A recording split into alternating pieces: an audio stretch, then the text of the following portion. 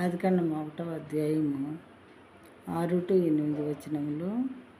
మరియు దేవుడు జలముల మధ్య ఒక విశాలము కలిగి ఆ జలములను ఈ జలములను వేరుపరచును కాకని పలికెను.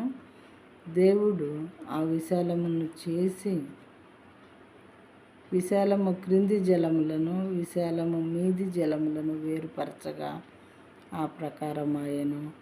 దేవుడు ఆ విశాలమునకు ఆకాశమని పేరు పెట్టెను.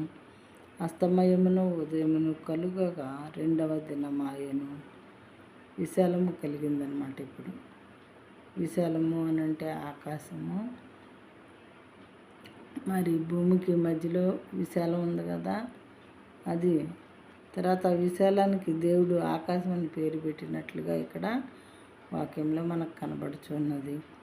ఆకాశం అనేది ఉన్నదా లేదా? మనం పుట్టిన దగ్గర నుంచి ఉన్నది. మన పితరులు కూడా దాన్ని చూశారు. మరి 80 సంవత్సరాల వాళ్ళు, 100 ఇయర్స్ వాళ్ళు, 110 ఇయర్స్ వాళ్ళు కూడా ఆ ఆకాశాన్ని అనుభవిస్తూ చూస్తూనే ఉన్నారు.